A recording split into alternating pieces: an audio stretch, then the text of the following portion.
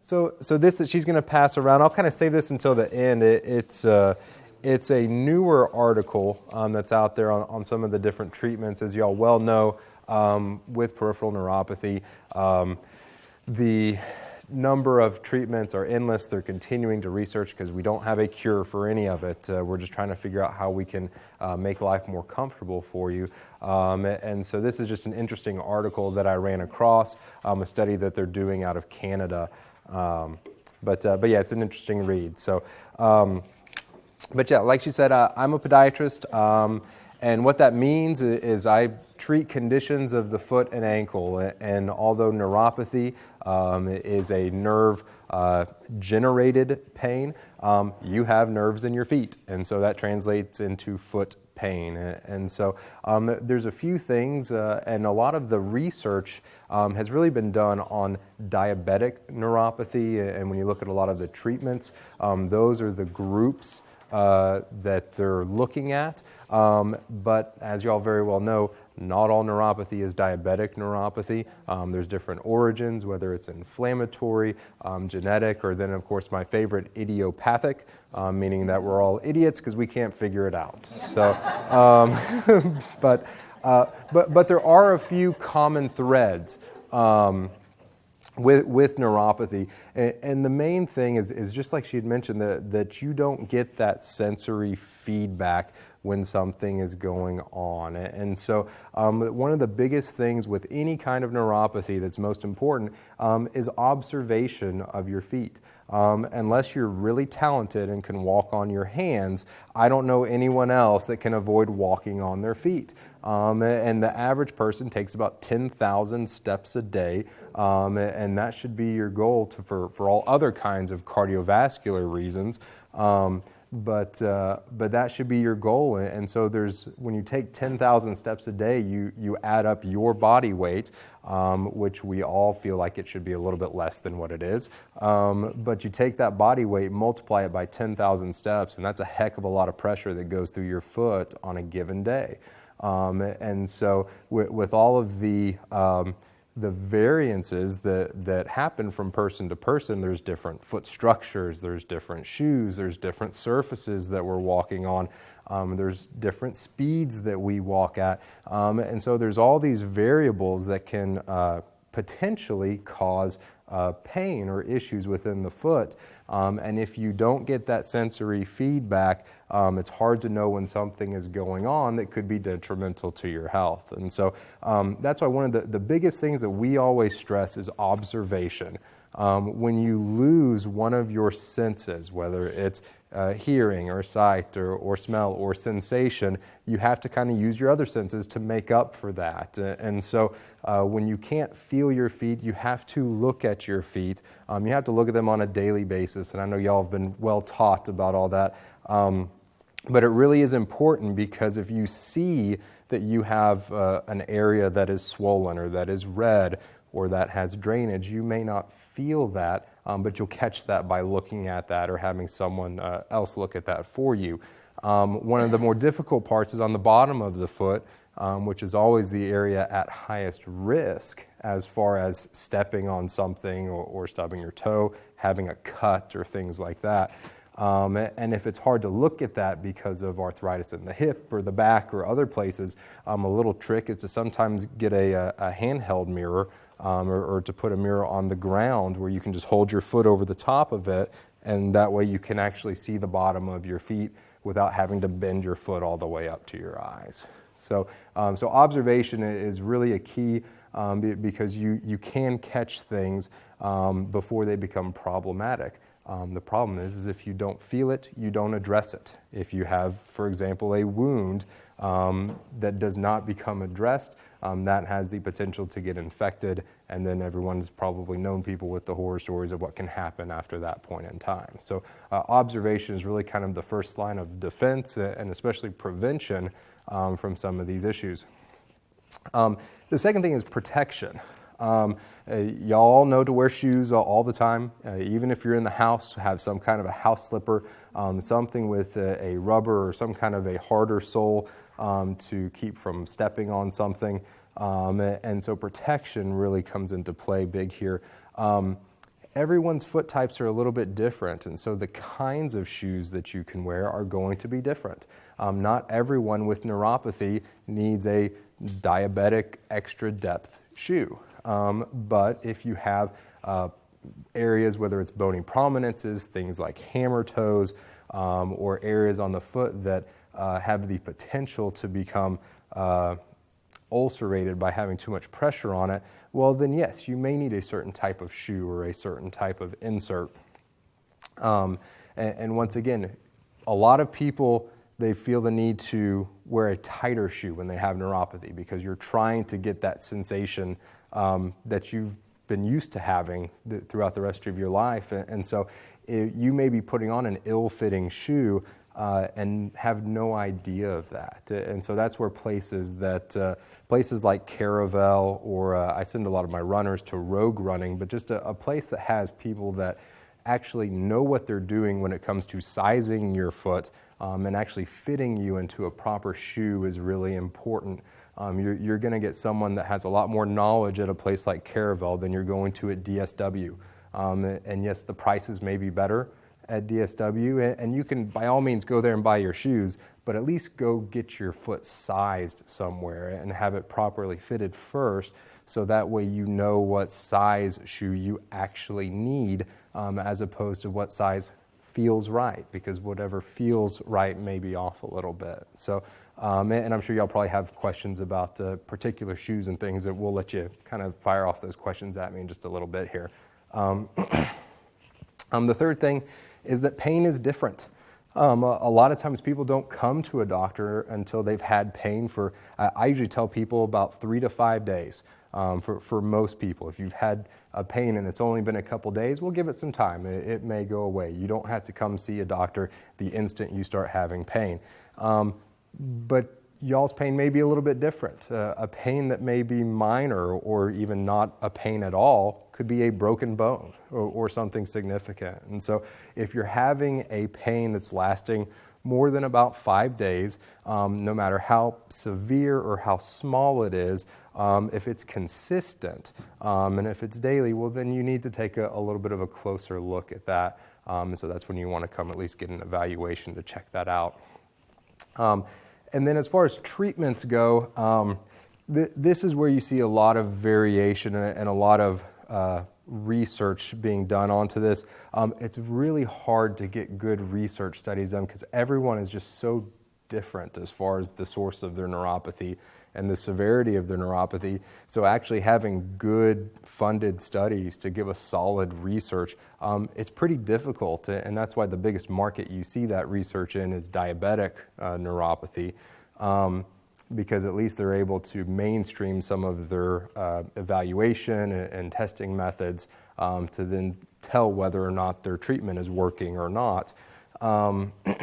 But as far as treatments go, the downside is a lot of times the side effects can be worse than the treatment that's rendered. I know there was a study on Lyrica that I think it said that 39% of people had about 50% of pain relief, but 38% of people had side effects that made them stop the medication. And so it's really kind of a balancing act. It's going to be very individualized, and what works for you may not work for someone else. Usually you have to start with very low doses if you're talking about oral medication, kind of taper your way up from there. Medicines like gabapentin, for example, is a great first-line medication. Most of the time, to actually have a therapeutic effect, you have to get up to 1,800 milligrams per day or more. Some people, after taking 100 milligrams, start having side effects that aren't worth continuing the medication. So it's something that's very individualized, and what works for you may not work for someone else. And I really focus a lot of my treatment on actual, science and evidence-based medicine. I don't use my patients as guinea pigs. I use treatments that are proven through scientific research. Neuropathy is one of those hard places to do that because there's not a lot of great solid research on that as far as what works for every person. So kind of my guideline for different treatments, whether it is, things like, Tai Chi or Pilates or chiropractic or cold lasering or, TENS units or all of these different things that are out there, is as long as it's safe, as long as it's not going to cause harm, well then sure, it's worth a try. Unfortunately, a lot of these varied treatments, if they can't be proven by medical research, a lot of times they're not going to be paid for by the insurance company. So the cost can sometimes be a factor in some of those things. But as long as it's not going to cause harm, it doesn't matter if it works for 1 in 100 people. If you're that 1 out of 100, it's meaningful for you to have that treatment. So, and even for things that are natural remedies, things like that, I always say as long as it's not harmful, it's worth a try if it's reasonable to you and your lifestyle. And then of course the finances really come into play with a lot of those different kinds of things. So the paper that I got you, it just kind of goes back and it talks about how all pain, whether it's driven peripherally or centrally, it ends up going up to the brain. Otherwise, you wouldn't have that sensation of pain in your body. And it's just an interesting thing that they looked at. And this was just a study that's trying to kind of look at, is there a certain point in that pain pathway that we can use different treatments or medications to block that signal going to your brain? Because if your nerves are on fire and that never makes it up to your brain, well, you're not going to have that sensation of pain. And so they're still working on it. There's going to be lots more years of research to come with this, but they're always looking to try to find different areas in which they can block that signal. And so it'll be really interesting to see what they come up with as far as doing treatments based off of this newfound research. So you can take that and read that on your own. Otherwise, I wanted to just take a very short period of time as far as my spiel goes, because I know y'all have a lot of questions. Most of them are probably individualized, so I'd rather spend time answering more of those than just talking kind of generically. So I'll open up the floor to anyone that has a question. Yes, ma'am. What if your pain is not caused by diabetes like I have? Yeah. Yeah. So that brings up a couple good points. One of those being that all the nerves that come down to your feet originate in your low back. It's kind of the L4, L5, S1 area. As you get further up the leg, then you're into L3, L2, that area. And so whether there's been a spinal injury or surgery, even if there's stenosis or a narrowing of that canal where the nerve comes out of the vertebrae, those things can cause pain in the feet. May not even be originated in the foot at all. That pain can be generated from the back. We call that radiculopathy. But once again, who knows? Maybe someone said, because this is ridiculous, and that's where the word came from. Who knows? But we try to find practical meanings in everything, right? So, but no, that's something where you can actually have pain that's spine generated, that's elsewhere in the body. And so pain, neuropathy, and nerve-generated pain usually occurs more so at rest. And those of you with neuropathy, it occurs more at rest. And so the reason for that is during the day, you're walking around, you're doing things, all of your other sensory input is active. And so when you take that away, especially in the evenings, as you're calming down, your muscles aren't moving. You don't have the sensory input from that. As you're closing your eyes to sleep, you're not having sensory input from that. You're probably not eating at the same time you're falling asleep, but maybe. But most of the time you're not. So all of your audio input is taken away, and so then it's just kind of that underlying humming of the nerves that's happening at that point. That's why you notice those kinds of pains more so at rest. And also another point that you bring up is that sometimes you can have non-nerve related pain in the face of neuropathy, and that can become a challenge sometimes, because you can have a joint, like say you have arthritis and neuropathy. Well, how do we tell what percentage of your pain is from arthritis versus what percentage of it is actually from the neuropathy? And that's a really hard thing to gauge. And a lot of times that's where treatment really comes into play. And if any of y'all have ever seen the show House MD, he deals with real obscure cases. And one of the ways that he figures out what's happening in the first place is says, okay, we got a list of 3 things. Let's treat the first one. If they don't get better, well, then it wasn't that. If they get better, then it's that. And so sometimes that's kind of how we have to treat things sometimes. If we know there's a couple things going on, but we can't really say, okay, it's 80% this, 20% this, or vice versa, you kind of have to go about treating the things that have more predictable outcomes first. And joint-related pain, so like arthritis, tendon-related pain, more musculoskeletal type pain, we have treatments that are much more predictable for things like that.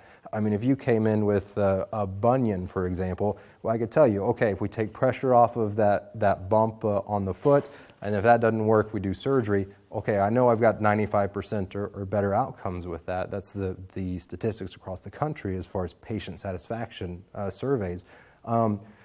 And so we have predictability with treating those kinds of things. With neuropathy or radiculopathy or anything spine-related, nerve-generated pains, we don't have that kind of predictability when we're treating it.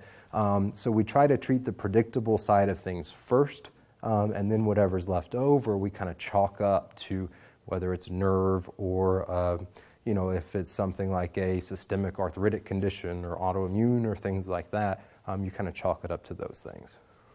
Changes in your toenails. Mm-hmm. Yeah. Because I have severe changes. I was a beautiful toenail. Uh-huh. Not so beautiful anymore. Yeah. So changes to the toenails can be caused from many different things. Certainly, the first thing people think of is nail fungus, and that's not always the case.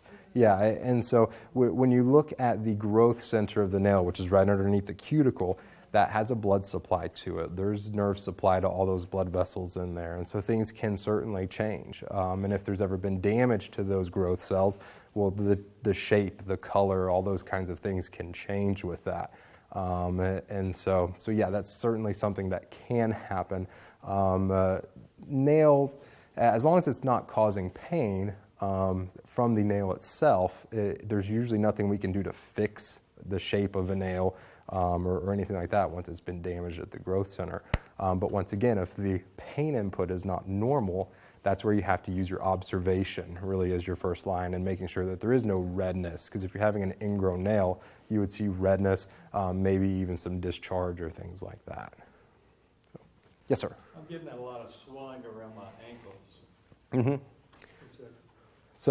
So swelling around the ankles is usually more of a blood flow related condition, and not as much about the blood getting to your feet, but rather the blood getting out of your feet and back up into your circulation. It's a condition that we generally refer to as venous stasis, meaning venous is the vessels pumping the blood back up to your heart. Stasis meaning that blood is not moving. So that fluid kind of sits there. Usually the longer you stand, those things will get worse throughout the day. You probably wake up with no swelling, and then as you're standing, gravity pushes that fluid down and kind of keeps it from coming back up into your system. And so that's where things like compression stockings can help, and we always start with a lower level. They even have some like at Walmart and pharmacies, places like that are a non-prescription strength. And if we need to, we can bump up to a prescription strength, all trying to just help encourage that fluid to get further up. The downside of compression stockings, and if any of y'all wear them, you know this for sure, is that they only work if you wear them. And sometimes they can be uncomfortable, especially in the summer months when it's hotter, because that's when swelling actually occurs more so, is in warm weather, because it dilates those blood vessels more, and it keeps that fluid down at your feet. But having a big, knee-high or thigh-high stocking on it when it's 100 degrees outside is hard to do. So it's kind of one of those things where the time you need it the most is the most uncomfortable time to use it. So that's kind of where you have to look at, the potential, benefits and risk and kind of weigh that for yourself. Because I have some patients that just can't tolerate them at all. And so I'd say, well, it's not worth being miserable all day long while you're awake just to keep these stockings on. Just maybe modify your activities a little bit, find times throughout the day to prop your feet up some. Especially with that, they cut into your thigh. Yeah. Yes, ma'am. Swelling of the ankle be due to fluid retention. Yeah, and that's what I'm talking about, this venous stasis or fluid retention. And there's there can be a few different places that can happen. I mean, especially if your kidneys are not getting out enough fluid, well, that can cause it to back up too. Blood pressure plays a role in this, and so it's not just as simple as, okay, here's a pair of stockings, that's going to fix that. If you have something like congestive heart failure and swelling in your legs, well, we don't necessarily want to put all of that fluid back up into your heart because it can't handle it as it is with the CHF. So that's where it's also kind of working between your primary care doctors, your cardiologist, as well as either, whether it's us as a podiatry or vascular surgeons or people that deal with that kind of issues as well. So, yes, ma'am.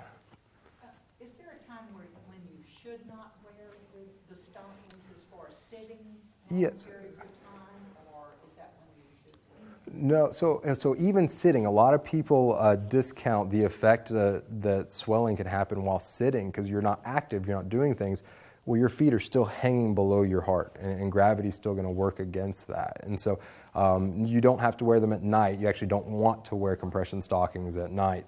But yeah, even if you're sitting, that can cause fluid to build up around your ankles and in your feet. Why you should put your feet up. Absolutely. When you have them up, should you take the stockings off? You certainly can, yeah, and so, yeah, it's more about gravity than anything else at that point.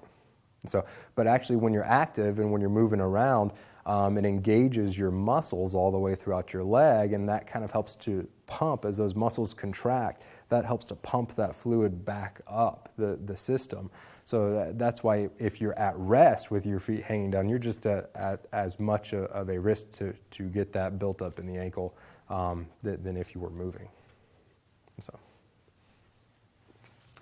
any questions? Yes, sir. You mentioned something about if you're not taking 1,800 milligrams of gabapentin, are you doing yourself any good? Well, you can, and everyone's a little bit different. And so for most people, they do not see a clinical effect until you really get up to those higher dosages of those medications. And so that's why we always start off very low, and then as we build up the dose, we usually do that at the nighttime dosing of it, as we start increasing the dosage to help tolerate it a little bit better. But yeah, some people can get benefit from as little as 300, but it's always weighing the side effects versus the benefits that you're getting with that. So, and it's different for every single person. How do you know if it's helping you? How you feel. So, I don't know. yeah. If I stopped taking it, maybe I would feel worse. Yeah, well, and you got to be careful with that too, because just like we have to start up on those medications slowly, if you pull them away from your system quickly, well, then yeah, you're going to have some issues with that. Up to So, 2,700. yeah, I don't know if it's helping me or not. yeah. Or if I should go higher. Well, and that's where it's all about. Usually I let the primary care doctors or the neurologist, I usually let them work on the management of those medications just because they can have so many interactions with all the other things that are going on in your body and other medications that you're taking. So I generally work in concert with them to let them manage the dosing of those medications. A lot of times I'm more of the person on the front line that actually diagnoses the fact that someone has neuropathy and then getting you into the right hands of the right people. Would So, you name some yes, of ma'am. those complications or side effects of gabapentin, possible ones? Yeah, I was going to say, like with any medication, never read the list or else you would never take a drug in your life because they have to put everything. If it's a 1 in 10 million chance that it's going to happen, they legally have to put it down there because they have all their attorneys that are practicing by CYA. But yeah, the most common ones are usually restlessness, headaches, dizziness, dry mouth is one of them, nausea, vomiting, those kinds of things. Those are kind of the more common side effects. But definitely, yes. But definitely things like fatigue is a really big one, and that's why we usually, when we're increasing dosages or starting someone out, we start off in the evening when you're usually fatigued anyways, so usually you don't get that as much. So, but yeah, there's a long list of them, and that's where you just kind of have to, at each level, you start off with 100 milligrams and you say, okay, I'm probably not going to get any benefit, but am I worse off taking this? And then if you're doing fine, well, then you step it up to 200, and then you kind of titrate that way. So, And that's why, and usually, your neurologist will have schedules for that they'll usually go ahead and write out for you to kind of help you work on that. So, yes, ma'am. Well, yeah, and it sounds like that, just based off of kind of what you're describing to me. And so, yeah, that's where, does every person with neuropathy need to see a podiatrist? No, not necessarily. One of the biggest things is just having an awareness of what can happen in your feet, and then knowing if something changes, where to go to get the evaluation. And so our goal is always to try to narrow down, okay, is your pain coming from something bone, joint, tendon related? And if it's not, is it blood flow related or nerve related? And then a lot of times I'm getting you in the hands of the right people that are specialists in those particular areas. And so just for neuropathy, though, the feet are at a higher risk because the role they play in our daily lives as far as getting around and the pressure that's put through there, and then the lack of that sensory feedback that we usually rely on so much. I just want to say, you're the first doctor that has validated that the nerve pain does accelerate more towards the evening time. Oh yeah, All my absolutely. other doctors tell me, I've never heard that. Yeah, yeah. No. So, yeah. Yeah. Thank you for doing that. Yes. So, Factual. yeah, absolutely. The So, longer the day is, yeah. the worse, Eh, it really rallies up. Yeah, and different pains. Pain when you're walking, Yep. pain whenever you're standing or walking or running. Well, that's more musculoskeletal related pain or bone, joint, tendon related pain, because there's mechanics of the way our body works. Our bodies are machines, except for your car doesn't have nerves hooked up to it that says things hurt whenever stuff's not working right. Our bodies do, and so that's where we have to listen to that feedback. So, yes, ma'am. I'm glad to hear you say that you have all those different kinds of pains, because I think that's one of the weird things. And that's where, especially in the face of knowing that you have a diagnosis of neuropathy, is saying, okay, well, now is there something else that is also potentially causing pain? So if it is pain when you're walking, for example, well, you may have a bony prominence on your foot, or you may have your foot structure may be causing more pressure in one spot than another, and there's some things that we can do to help distribute that better and alter that to make you more comfortable. So we try to look for what all pains do you have, what all ones can we treat more predictably first, and then for everything else that's left over, okay, we kind of throw out all the options and say, okay, which one at least causes the least amount of risk or harm, and then we try that for those kinds of pains. And another thing, I went to a neurologist, and he gave me a list of supplements to take daily, and he said they won't hurt you, and they might help you. Yeah, absolutely. Yeah, B vitamins, especially for nerve-related. Benzotamin or something, and it's like I take it twice a day. The capsules, they're 200 milligrams.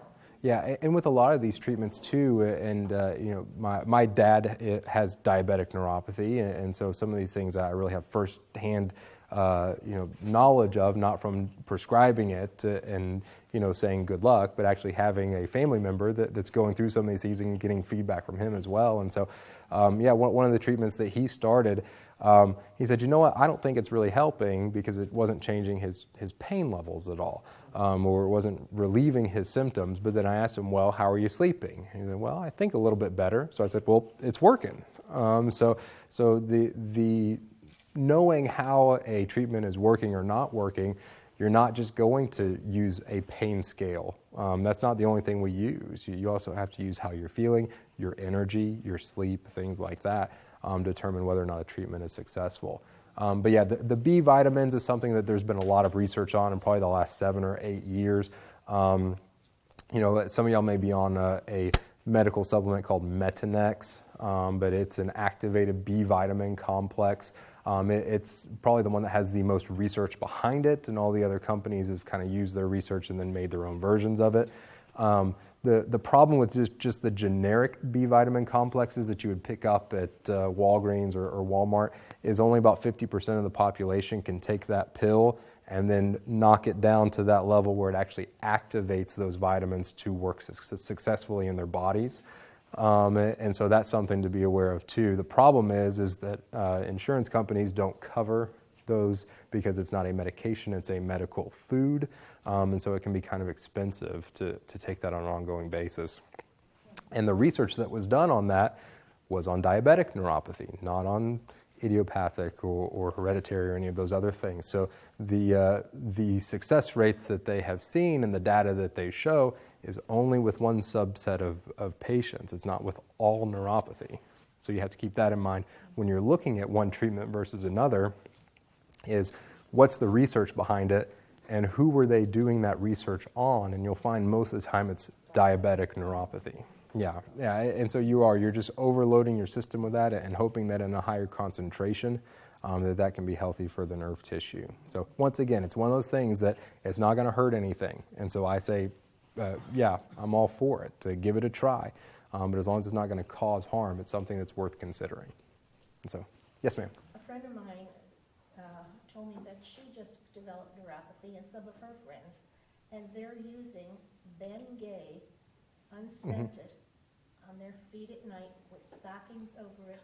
And I have to tell you, I'm using it now about 3.5 weeks, and I have not had any pain. Good. And I didn't use it the last couple of nights because I was lazy, and doggone, it didn't get pain. Yeah. Bengay. Yeah, well, Bengay unscented. yeah, and that's where, and even things like the whole thought behind capsaicin cream. I'm not sure if any of y'all have tried capsaicin before.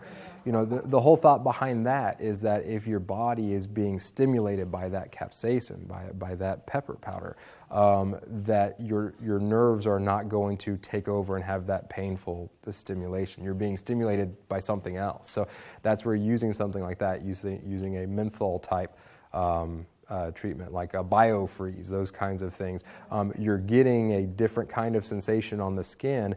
Even wearing socks, just straight up wearing socks, just that low amount of pressure that the sock causes on the skin can be enough stimulation to sidetrack your brain from the neuropathy and focus on the sensation there. And that's where people get improvement, even with something as simple as that. My toes, my feet have to touch. It's the weirdest thing. I have to get up. Yeah, because you have to get your body's sensation up to a certain threshold. Otherwise, the nerve sensation is going to dominate. And so that's kind of why that seems to help you. So I'm glad it does. Keep it going as long as you can. So, but I'm sure, and if any of y'all have diabetes, sometimes it can be the same thing. But with diabetes, I always tell people, you get your blood sugar, whether it's through diet and exercise or medication or however you get it to a certain point where you need it to be. And usually by the time you've got it figured out, then your body changes, and then you have to readjust and start from there. So it's an ongoing process. So, yes, ma'am. My left foot had grown. The toenail, which I had not known, the toenail was growing into the shoe. It was pushing the toenail down into the bed, and of course it was bleeding. Yeah. This has been months ago, and the toenail has almost grown out. It has not been bleeding because I buy a larger shoe. So that's what I call a repetitive microtrauma. So a couple of things that can cause nail damage. Everyone always focuses on fungus or damage, so dropping something on it and causing a hematoma or a bruise underneath the nail. But then repetitive microtrauma, so taking a force that is relatively small, such as an ill-fitting shoe, but doing that 10,000 steps a day adds up, and so that can cause that kind of nail damage. From the time a nail gets damaged, it takes a full year on average for it to grow from the cuticle all the way out to the tip. Fingernails grow at about twice that pace, but for toenails it can usually take up to a year to grow all the way out. Yes, ma'am. Another thing is, I wonder if other people find themselves moving their toes constantly. I'm always moving my toes, and I think it's because my feet feel so cold, and I'm trying to get some more circulation going or something. It's a form of stimulation. Your muscles are working, and your skin is moving when that happens, and so you're trying to get a level of stimulation in your body because you don't want the nerve stimulation to be the dominant stimulation. So that's why people do move their toes and wiggle around. My foot and my toes, I'm always moving. So, yes, ma'am. You talk about pain. I've got all those different sensations in my feet. I don't call any of them pain, they're just sensations. Yeah, yeah. God bless you. So, you probably got a lot of jealous people in the room here. People actually has pain. Yeah, it is a weird thing, neuropathy is, because you can have, your symptom of neuropathy can be numbness or no sensation. It can be a constant burning, tingling, pins and needles type pain, or it can be a combination of the two. And people always look at me weird when I tell them, you can have numbness and pain at the same time caused by the same nerve, but it can happen. And so that's where, when numbness is involved, that's when observation is really paramount, because you don't get that sensation. If you're having an overstimulation of the nerves, well, if something painful happened, you would probably feel it. So that's where, when numbness is kind of the main symptom, you have to be much more aware of your surroundings and using observation. I've got an issue there. I've got numbness almost at my knees now, but I still have all those sensations in my feet. What's going on? Painful numbness, I call it. I have one as well. Yeah, and so that's where, for every person, they're at a different point along that scale between numbness and pain. And so even with certain surgeries, if any of y'all ever had nerve surgery, where if a nerve was too painful where it was actually cut or removed, you're basically taking and saying, okay, I'm going to trade off pain or whatever this sensation or stimulation is for just straight up numbness by removing the nerve. And sometimes people are in so much pain that that's the option that we go with in certain areas of the body. And so, yes, ma'am. As a new patient, what is your window for an appointment? Because many doctors, you wait months. Yeah, no, I don't ever want to get to that point, because then I'm not doing my patients a service. I have patients that will have infections or broken bones and things like that, and you can't wait months before you see me for things like that. So my goal is to always try to get people within that same week. Ideally, I'd like to get them within a 2 to 3 day time frame. I do keep emergency appointments. I keep one in the morning and one in the afternoon. That we can always work people in if there is something like an injury or an infection or something really concerning that needs immediate attention. We keep those kind of appointments available. But for the most part, it's usually about a week or so before you get in to see me. So if I'm that busy where I've got a 2-month waiting list, well, then I'll hire someone else to to see people so they're not waiting. So, yes, ma'am. So if I was to come in, is there anything that you could do, like, to maybe help me be able to wear closed shoes? Well, it depends. So there's a lot of things, and that's where foot structure and some of the mechanics of the foot come into play with that. Not all shoes fit people the same way. Everyone's feet are so much different. Sometimes shoe companies will make a right-sided shoe in one factory and the left-sided shoe that ends up in the box in a different factory. So you can have variances in the shoes where if you buy a set of shoes and say the right one fits great, the left one doesn't, that could be because of the manufacturer. That can be because of your feet. Your left foot could certainly be different than your right side. And so there's a lot of variables that go into that. And so for the most part, I say if you're not having pain with your shoes, then keep doing what you're doing. And I don't care if you're wearing flip-flops or 4-inch heels or whatever you're wearing. If you're not having pain or a risk of something bad happening, you don't have to alter what kind of shoes you wear. Wear whatever shoes you want to wear. But if you are having pain, or if there are risk factors or precursors to things that could be detrimental, well then yes, that's something we have to modify to try to put you in a better position to succeed. Yes, ma'am. Do you do orthotics? I do. So I do custom orthotics as well as I have over-the-counter orthotics. And one of the over-the-counter brands that I have, we actually have one that's called an accommodative model, which actually has some of that pink material that you may see people have in those custom orthotics. It kind of molds to your specific foot over time. The material is called plastizote, but that's just a little bit more of a comfort level thing for patients with either bony prominences on the ball of their foot or just different kind of foot structures. So for most of the things that I'm using an orthotic for, a lot of times an over-the-counter one can work fine, but if you have a very unique foot type or something that wouldn't respond to an over-the-counter, I do custom ones. So. And how much are orthotics? Because I've heard they're very expensive. Yeah, so most orthotics, most places you'll see will be anywhere from $400 to $600. Most of the doctors that I know around town here are about $400 for a custom orthotic. That's like half my income. So, yeah, and most insurances are moving away from covering those as a covered service. So Medicare does not cover those. For diabetic patients that have certain risk factors, neuropathy certainly being one of them, they do cover a pair of shoes and inserts every year, but just generic orthotics they do not.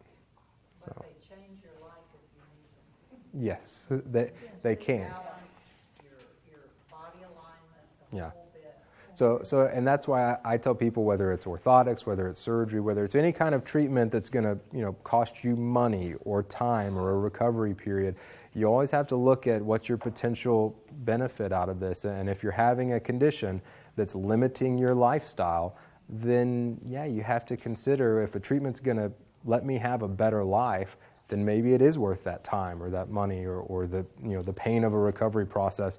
Maybe that's worth it. And that's not for me to decide. I can just give you my recommendations based off of my experience, and then you have to decide for you whether that's actually worth it or So not. if you purchase them, how long would it take to notice like a difference? If It- it was going to be helpful. Well, it depends on what you're using them for. So, and that's where having a good evaluation and knowing what all's going on, because not everyone's going to have a benefit or feel better from a custom orthotic. So 2 weeks in, you have your $600 orthotics. Mm-hmm. Nothing has changed. Can you return those? Potentially, no, No? no, because they're custom made to your foot. So, yeah, You so. might have a really expensive pair of ugly shoes that do nothing. Yeah, yeah, but you know what? And unfortunately, no. I mean, because it is custom. But that's the same thing that you get with a lot of these other treatments. If you're going to, whether it's your chiropractor or neurologist, if they're trying cold laser therapy or TENS units or things like anything that's not covered by insurance, yeah, you always run the risk of it not working in you. It doesn't work the same for everyone. So that's why the word I really hone in on is predictability. I try to offer treatments that are predictable, so that way especially if you're spending your time or your money or your resources to do something, you know that it's going to be worth your while more times than not. I heard So. they're expensive, but I didn't know Yes, that. yeah, they are. I have a friend that falls a lot.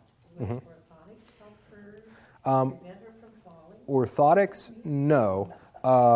But there is something, actually we should have brought some brochures for it, called a more balance brace. It's an ankle foot orthotic, meaning that it comes above the ankle. It's a very lightweight brace that has a custom orthotic mold built into it. It's a custom made brace. But these work very well in patients that have fall risk, whether it's from peripheral neuropathy or things like ALS or other things, drop foot, those kind of conditions. And one of the things that it can help with from a neuropathy standpoint and with some balance issues is because it's giving you a custom stimulation around the arch of your foot, coming up and around your ankle. And so you're having that sensory feedback from something that's custom made to your foot. It's lightweight and it's breathable, and people generally tolerate them very well. And so if that's something that you or someone's having an issue with, there are some things that we can do, and as part of a fall risk prevention program, usually between that and physical therapy, working with a neurologist, and there's a team approach to those kinds of things. But especially if you're having balance issues because of neuropathy or any other nerve-related condition, then yes, there are some things, and they don't have to be those big, nasty, plastic white AFOs that come up below your knee. There's some different options for that. Now, that particular brace isn't for every condition and every person, and so that's where, through an evaluation, you have to decide what's appropriate for each individual. And if Yes, ma'am. anybody's interested, I have it pulled up on my laptop, so you can take a look at it. Yeah, and I should have brought these brochures. I've got them in my office. It's something that is covered by Medicare and insurances. It's as durable medical equipment. It's called a MOORE, M-O-O-R-E, MOORE balance brace. So the Medicare, you have to pay 25% out So it's 20%. Yeah, unless you have a supplement or a secondary. And So what is the cost? I don't know. It's usually contracted with, all the insurances are different. So they are fairly expensive braces they're more than an orthotic.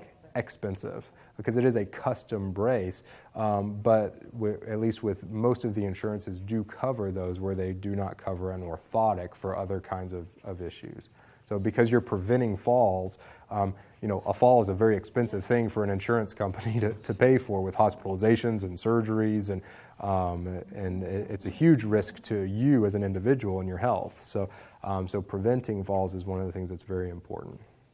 Would securing the feet and the ankles, even if you're, fused and you have hip and stuff, would that help to prevent falls? Because I'm not exactly sure why I fall. Like, I'm standing and then I'm not.